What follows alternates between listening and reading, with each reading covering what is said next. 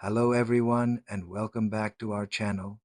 Today we're diving into the dramatic and turbulent reign of Sultan Selim III, a ruler who dared to dream of a renewed Ottoman Empire at the dawn of a new revolutionary era.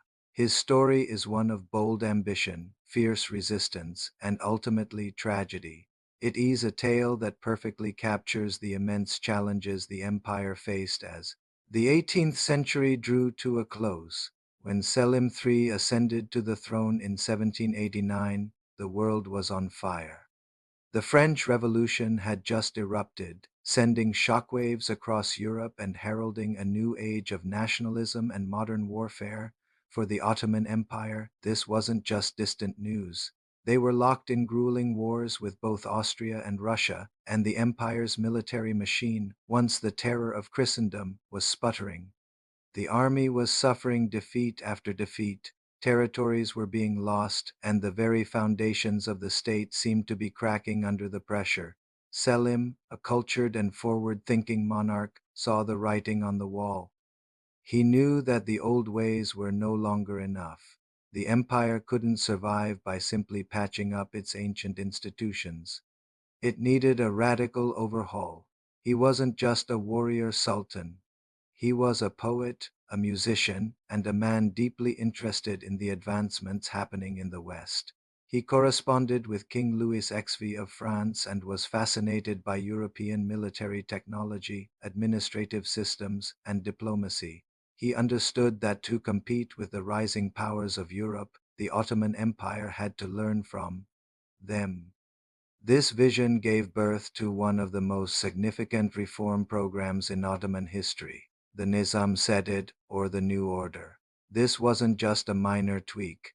It was a comprehensive attempt to modernize the state from the top down. The plan touched everything from tax collection and provincial governance to education and diplomacy. But at its heart, the Nizam-ı Cedid was a military reform. Selim's primary goal was to create a new, modern army, trained and equipped along European lines that could defend the empire's borders and restore its military prestige. To build this new army, Selim brought in European advisors, primarily from France, but also from Sweden, England, and Prussia. They established new military and naval engineering schools. Cadets were taught French, mathematics, and modern tactics. New factories and foundries were built to produce modern rifles, cannons, and munitions. Barracks were constructed, and soldiers were drilled in formations and maneuvers that were completely alien to the traditional Ottoman military. This new infantry corps, the heart of the Nizam-Cedid army, was to be a disciplined, professional fighting force loyal directly to the Sultan. Now you might be thinking, what about the Janissaries? And that's the crucial question. The Janissaries were the elite, legendary infantry corps of the Ottoman Empire, with a history stretching back centuries. They were once the most feared soldiers in the world, but by Selim's time, their glory days were long gone. They had become a deeply entrenched, corrupt, and politically powerful institution that resisted any and all change. The Janissaries were more a privileged social class than an effective fighting force. They were businessmen, artisans, and power brokers in Istanbul who often bought their way into the corps for the tax exemptions and legal protections it offered. They rarely trained, refused to adopt new weapons or tactics, and were notorious for their role in deposing sultans who threatened their interests. They saw themselves as the guardians of tradition and the ultimate arbiters of power in the capital. So, when Selim III began building his new order army, the Janissaries saw it for what it was, a direct threat to their power, their privileges, and their very existence. They weren't just resisting a new type of rifle or a different drill formation. They were fighting for their survival as the dominant force in the empire. The tension was palpable. The Nizam-Cedid troops, dressed in their European-style uniforms and marching in perfect sync, were a stark contrast to the chaotic, unruly Janissaries. And they were effective in early skirmishes, including a notable defense against Napoleon's forces in Acre. the new order soldiers proved their worth. They were disciplined, well-equipped, and capable of standing up to modern European armies. This success only deepened the Janissaries' fear and resentment. The resistance wasn't just. From the Janissaries, they found powerful allies among other conservative elements in society. Many in the religious establishment, the ulama, viewed the reforms as a dangerous imitation of the Christian West, a betrayal of Islamic tradition. They preached that adopting European ways was a form of heresy. Powerful local notables and warlords in the provinces, known as the Ayan, also felt threatened. Selim's efforts to centralize power and reform the tax system directly challenged their autonomy and their wealth. This coalition of resistance, the Janissaries, conservative, clerics, and provincial power brokers, created a perfect storm. They spread propaganda accusing the Sultan and his ministers of being infidels and of trying to destroy the empire's sacred traditions. The atmosphere in Istanbul became thick with conspiracy and paranoia. The Janissaries would start riots over the slightest provocation, from the price of bread to the design of their new uniforms. The final crisis came in 1807. An attempt to conscript Janissaries into the new order army was the spark that lit the powder keg. The Janissaries in the fortresses along the Bosphorus rose in revolt. Led by a figure named Kabak Mustafa, they marched on the capital.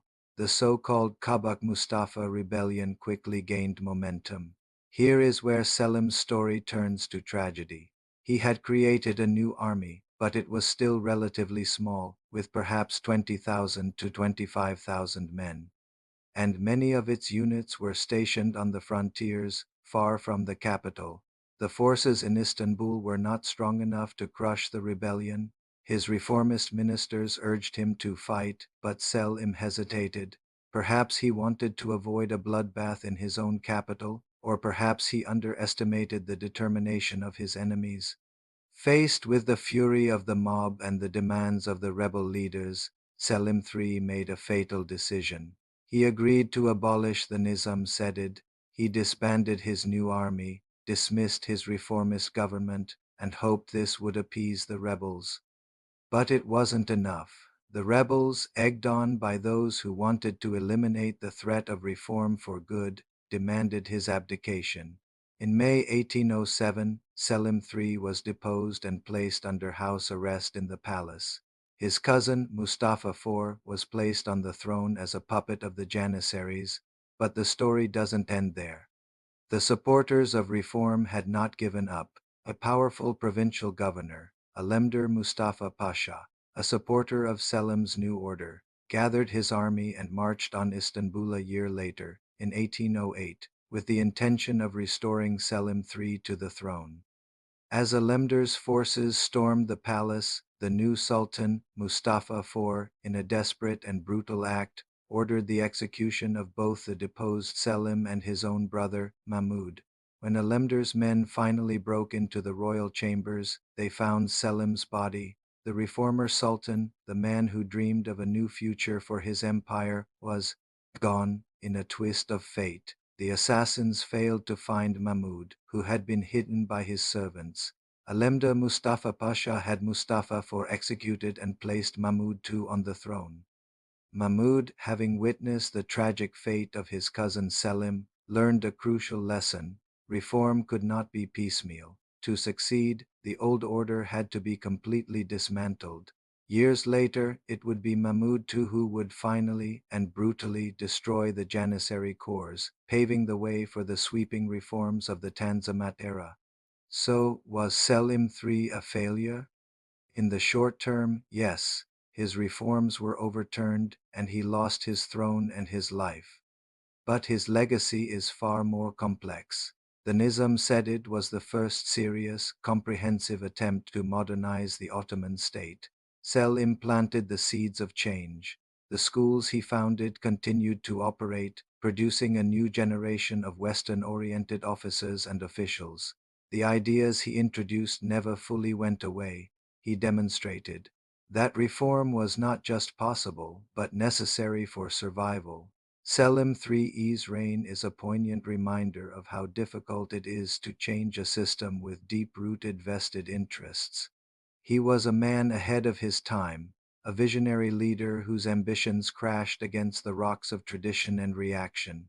His tragic end served as a harsh lesson for his successors, ultimately shaping the course of Ottoman history for the next century. Thank you so much for joining me on this journey into the life and times of Sultan Selim III. It's a fascinating and crucial chapter in the story of the Ottoman Empire. If you enjoyed this video, please hit that like button, subscribe to the channel, and ring the notification bell so you don't miss our next exploration into history. Let me know your thoughts on Selim III in the comments below. Was he a naive idealist or a brave visionary? I'd love to hear what you think. Until next time, stay curious.